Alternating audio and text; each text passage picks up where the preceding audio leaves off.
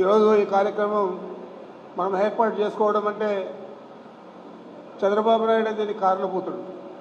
ఏం చేద్దంటే రాయలసీమ మీద ఆయనకి ఇసుమంతా కూడా ప్రేమ లేదు, ద్వేషం తప్ప.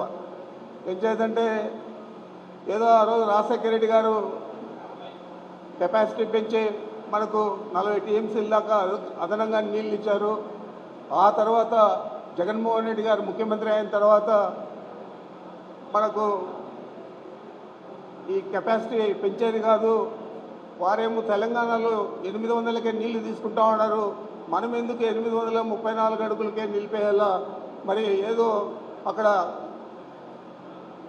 పవర్ జనరేట్ చేస్తూ ఉన్నారనే సొట్టుతో నీళ్ళన్నీ కూడా వాళ్ళే డ్రా చేసేస్తూ ఉన్నారని చెప్పి ఒక ఆలోచనతో రాయలసీమకు న్యాయం చేయాలా. ఇక్కడంతా కూడా చాలా కటిక దరిద్రం ఉంది, కరువు ఉంది, అందరూ కూడా రైతులందరూ కూడా వలసలు పోతూ ఉన్నారు.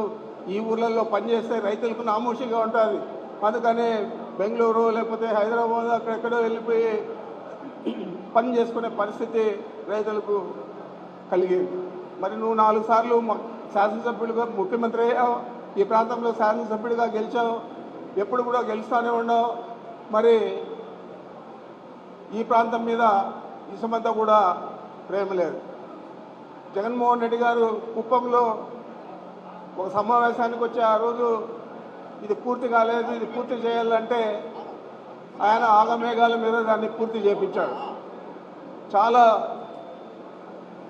అంటే ఎక్కువ ఎండాకాలం ఉంటే కూడా అప్పుడు కూడా కొన్ని చెరువులన్నీ కూడా నింపడం జరిగింది. మరి ఇప్పుడు వర్షాలు పడినాయి, నీళ్ళు ఎవరికి అవసరం లేదు, కాలువలో మొత్తం పంపించి తమిళనాడు కూడా పోని నీళ్లు మనం కుప్పం మనమే నీళ్ళు ఇచ్చామని చెప్పి ఆయన ముద్ర వేసుకోవాలని చెప్పి ఆలోచన చేసి ఈరోజు నీళ్లను కంటిన్యూగా కుప్పం పంపిస్తూ ఉన్నాడు. మరి కుప్పం వాసులు కూడా తెలుసు ఇది జగన్మోహన్ రెడ్డి గారి వల్లే ఈ నీళ్లు రావడం సాధ్యమైంది, లేకపోతే కన్నా మనకు నీళ్లు వచ్చిండవు, వీడు అంతా కూడా నటిస్తూ ఉన్నాడు చంద్రబాబు నాయుడు అని చెప్పి వాళ్ళందరికీ కూడా తెలుసు.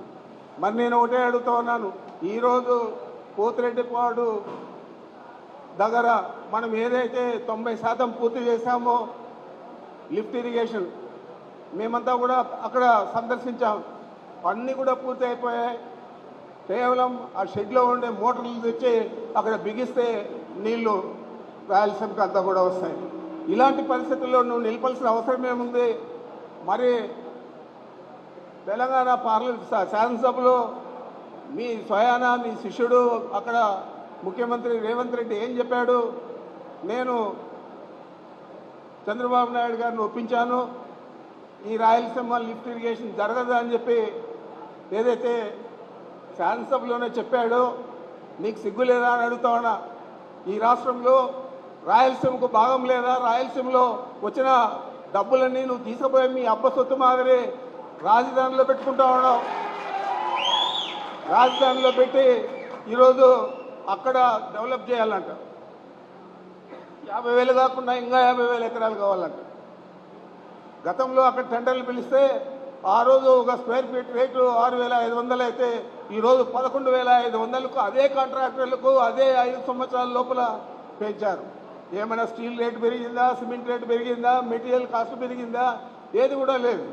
పైపెచ్చు ఉచితంగా ఇసుక మెట్లు అన్నీ కూడా లభిస్తూ ఉన్నాయి. మరి హైదరాబాద్లో అయితే 200 కోట్లు ఉండే ఎకరా ఉండే చోట మనం ఏదైనా ఒక అపార్ట్మెంట్ కొనాలంటే 5,500 నుంచి 6,500 ఇస్తే కొనగలుగుతా ఉన్నాం. మరి ఇక్కడ ఏం రేటు ఉందని చెప్పి నువ్వు కాంట్రాక్టర్కే 11,500 ఇస్తా ఉన్నావు అని చెప్పి అడుగుతా ఉన్నాను. ఇదంతా కూడా రాజధాని మీద కూడా అక్కర్లేదు అతనికి, మొత్తం ఈ డబ్బులు దోచేదానికి ఒక మార్గంగా ఎంచుకోవడం జరిగింది. మరి పోలవరం ఎత్తు తగ్గిస్తావు, కేవలం రాజశేఖర రెడ్డి గారి మీద పూర్తి ఆయన మొదలు పెడితే జగన్మోహన్ రెడ్డి గారు పూర్తి చేస్తాడని చెప్పే ఆలోచనతో ఎత్తు తగ్గిస్తే నోరు మెదపకుండా ఉండవంటే మీకు